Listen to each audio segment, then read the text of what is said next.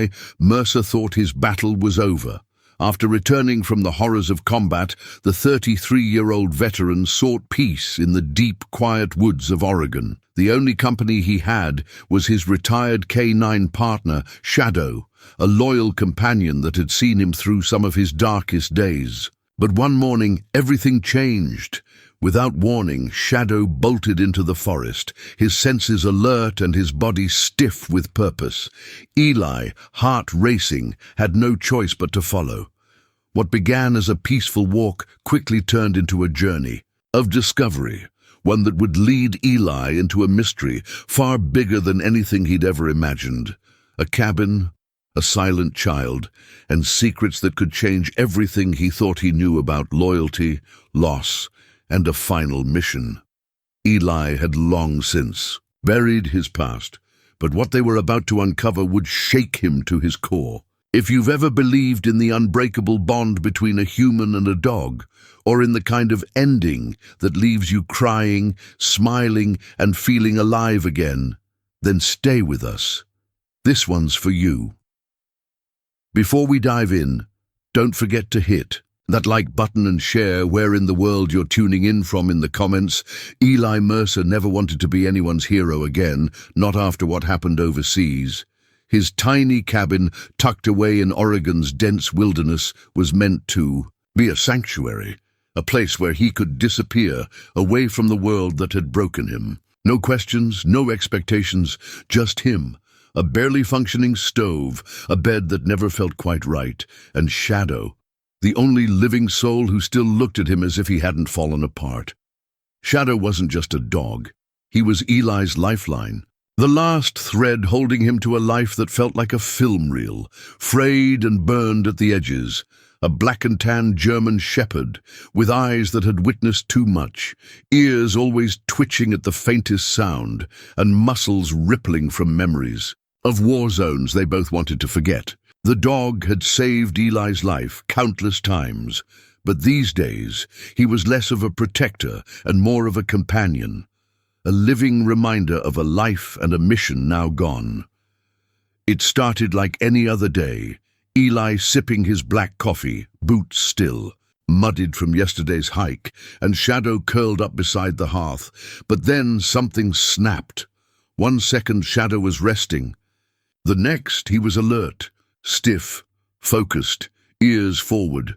There was no bark, no whine, just raw instinct. And then he ran. "Shadow! Shadow, wait!" Eli shouted, panic seizing his chest. Shadow had never run like this. Not in the year they'd spent together in the woods. Not once. Eli sprinted after him, heart pounding, lungs burning against the icy morning air.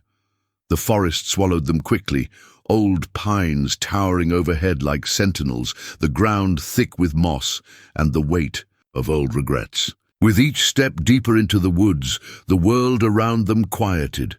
The tension was palpable. Something unseen was watching. Eli pushed through the brush, each branch slapping his face, each root threatening to trip him. The forest wasn't just a physical barrier. It was pulling him into something deeper, something from the past. Every crack of a branch was a whisper, a reminder of the war, of lost comrades, of a time Eli wished he could forget. But Shadow wasn't stopping. Then suddenly the dog paused. He stood at the edge of a steep drop, tail raised high. Beyond him, Eli saw it, a shadow moving not from the wind, not from wildlife, but something purposeful.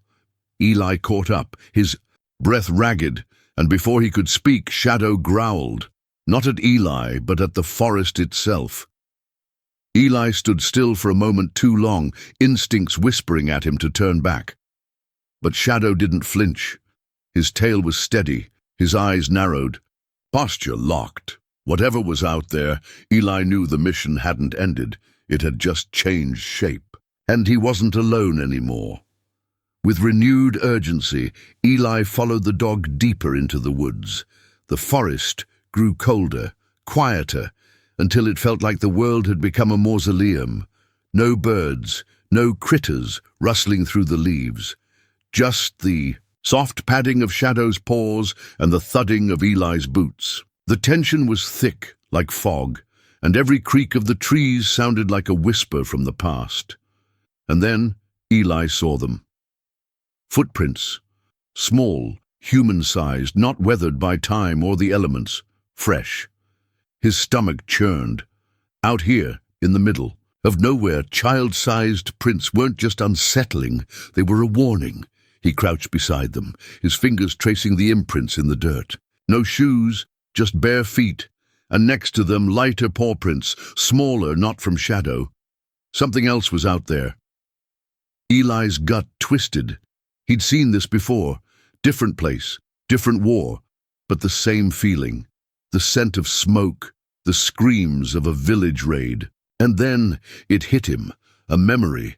Logan, his best friend, his comrade, shouting over the radio, "Find the girl! She's just a kid! Why was this flooding back now? Why here, in this God-forsaken wilderness?" The forest suddenly opened up to reveal a clearing Eli didn't recognize, and sitting there, abandoned, was a cabin. Not one of those picturesque cabins you see on vacation brochures. This one was weathered, skeletal, barely standing. But there was something recent about it. Firewood stacked by the porch, a blackened pit in the front, smoke scars all around. Someone had been here.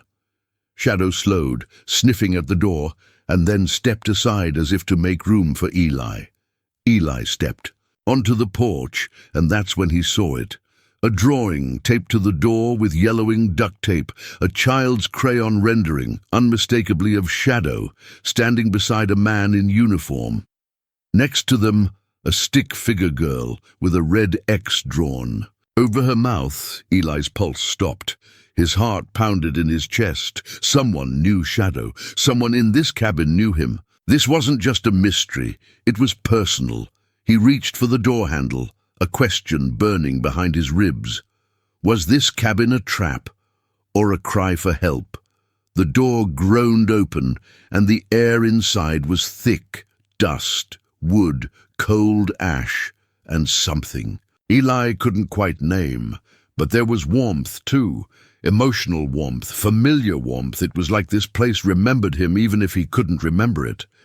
Shadow moved ahead, paws silent on the floorboards, nose twitching as if still. Omniscient Eli stepped forward. The cabin was built to forget, but it had been waiting to remember. Inside, the silence was deafening, except for the soft creak of floorboards. Then Eli froze, bare feet. He looked up.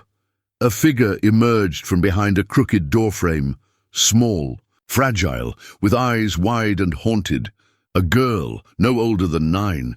Her frailty hit Eli hard, but what struck him more than her thin frame was her silence. She didn't scream, didn't run. She just stared at Shadow as if seeing a ghost, and then she moved. Slowly she stepped forward and wrapped her arms around the dog's neck. Shadow didn't flinch. He stood still, calm, patient. His tail gave one soft wag like he was saying, "It's okay now, you're safe." Eli, stunned, knelt beside the girl. "What's your name?" he asked gently. She didn't speak, but her eyes flicked to a wall covered in hand-drawn pictures. One of them had her name scribbled in crayon, Lena. He blinked. "Lena," he whispered. "I'm Eli." The girl's voice cracked. "Shadow," she whispered, her voice barely audible. Eli's throat tightened. "You know Shadow?" he asked. Lena nodded, then pointed to an old photo on the wall, a faded picture of a younger Eli laughing with Logan, his best friend, holding a baby in his arms. Lena. Eli staggered back, the weight of the memory crashing over him. Logan had carried that. Voto, swearing to get back to his daughter. He never did, but here she was, alone in the woods, with the dog that had saved them both. Eli's mind raced. This wasn't just strange, it was impossible. Fate, sharp-edged and full of ghosts. But why was Lena here? Who brought her? And what secrets were hidden in this cabin? Eli knew one thing. He wasn't just a bystander anymore. He was part of this story now, whether he liked it or not.